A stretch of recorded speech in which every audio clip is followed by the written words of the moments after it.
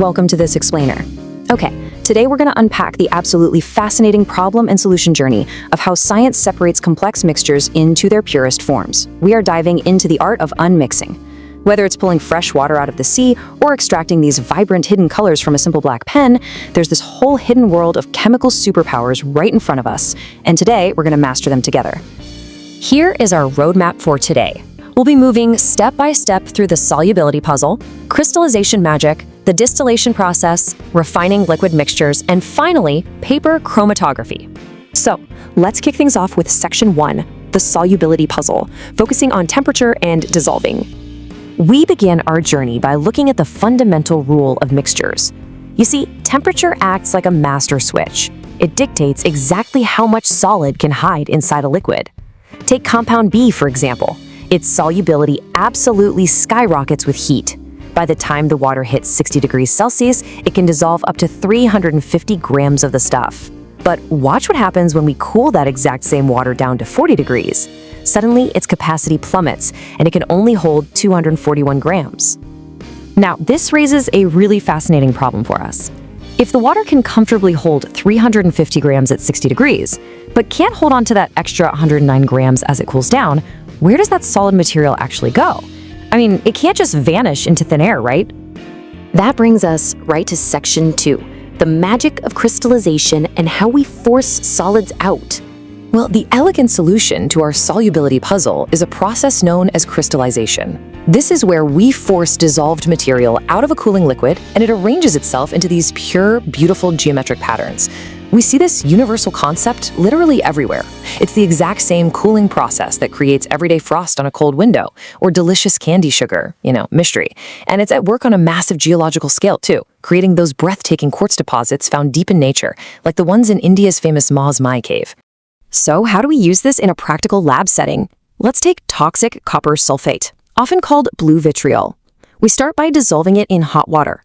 Then we add a few drops of dilute sulfuric acid, which, by the way, is a great little trick to prevent any unwanted side reactions. Once we filter the hot mixture to get rid of insoluble impurities, we just let it sit and cool slowly. As the liquid's holding capacity drops, perfectly shaped, shiny, pure blue crystals just start to magically form right before your eyes. And what's really amazing is how this laboratory technique scales up beautifully to historical, real-world applications. For centuries, ancient Indian coastal communities harvested different sizes of sea salt through controlled heating and cooling. By intensely boiling seawater, they produced panga salt. But by relying on much slower, natural evaporation, they got Karkach salt. It's the exact same source, the exact same basic science, but just varying the method give them entirely different results. The absolute vital takeaway here is that the speed of cooling actively dictates the size of your crystals. If we rush the cooling process, say by dunking our hot solutions straight into ice water, the particles just don't have time to arrange into large shapes, so we end up with much smaller crystals. Think about how you might test this hypothesis yourself. You'd probably take one batch, split it in half, and cool them at completely different rates just to compare the results. Moving on to section 3, separating liquids via distillation. Let's look at the boiling point solution. Okay, but what happens when our problem isn't a solid dissolved in a liquid, but two liquids that are totally mixed together? Evaporation won't work if we actually want to keep both of them. The solution to this liquid-liquid dilemma is distillation. It's this absolutely ingenious process that takes advantage of the fact that different liquids boil at different temperatures. Basic distillation works perfectly when the boiling points of your mixed liquids differ by at least 25 degrees Celsius. Let's picture a mixture of acetone and water. Because acetone boils at just 56 degrees Celsius, while water stubbornly waits until it hits 100 degrees, applying heat causes the acetone to vaporize first. It turns into a gas, travels up the flask, and enters a water condenser, which is basically a slanted glass tube wrapped in cold flowing water. Those cold walls turn the acetone vapor right back into a liquid where it trickles down into a collection flask. Boom! Completely purified and separated from the water we left behind. This perfectly sets up section 4, refining complex liquid mixtures using fractional distillation. Now, simple distillation is incredibly effective for those straightforward pairs. But let's be real, the world usually gives us much messier mixtures. If your liquids have boiling points within 25 degrees of each other, simple distillation just won't cut it. The vapors are going to mix too easily. Instead, you have to level up to fractional distillation. This introduces a fractionating column that repeatedly condenses and vaporizes the liquid, enforcing a way stricter separation process. We actually see the industrial muscle of fractional distillation every single day. Massive petroleum refineries rely on this exact principle. Raw, thick crude oil gets heated in a furnace and sent into this towering column. As the vapors rise and cool, the oil is meticulously separated into the fractions we rely on. The lightest gases become domestic LPG at the very top. Moving down, we get petrol for our cars, aviation kerosene for planes, diesel for trucks, all the way down to the heavy, sludgy bitumen at the bottom that we use to pave our roads. But beyond just heavy industrial fuel, fractional distillation is also a really delicate art form. Take a trip to India's perfume capital, Kanauj.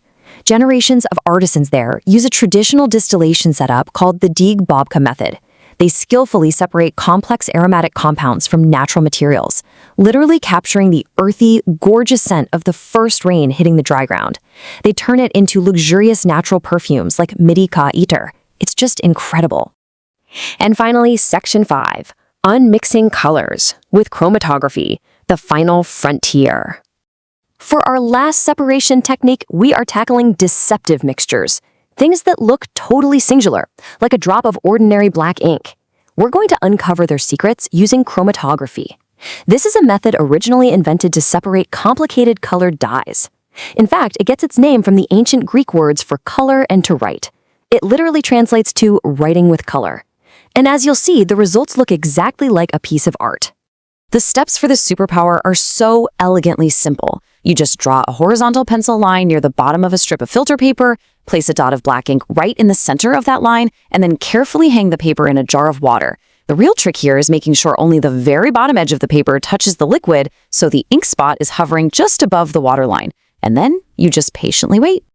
As we wait, we get to watch the physics at play. The filter paper acts almost like a wick, and the water acts as our carrier solvent. As the water creeps up the paper, it washes over that black ink dot.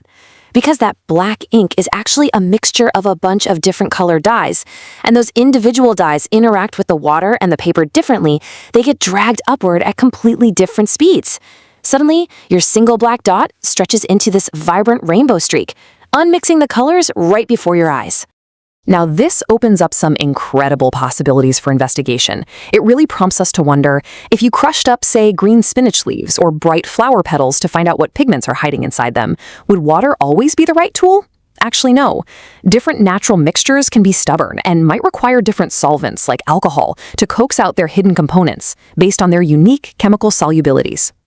So, as we wrap up this explainer today, we've gone from simple temperature changes forming magnificent crystals, to using boiling points to separate fuels, to water literally wicking apart colors. I want to leave you with this final provocative thought. Look around your home today. What seemingly unified, singular things sitting on your shelves are actually complex mixtures in disguise? And knowing what you know now, which of these chemical superpowers would you choose to reveal their hidden secrets? Keep questioning, keep exploring, and thanks so much for joining me.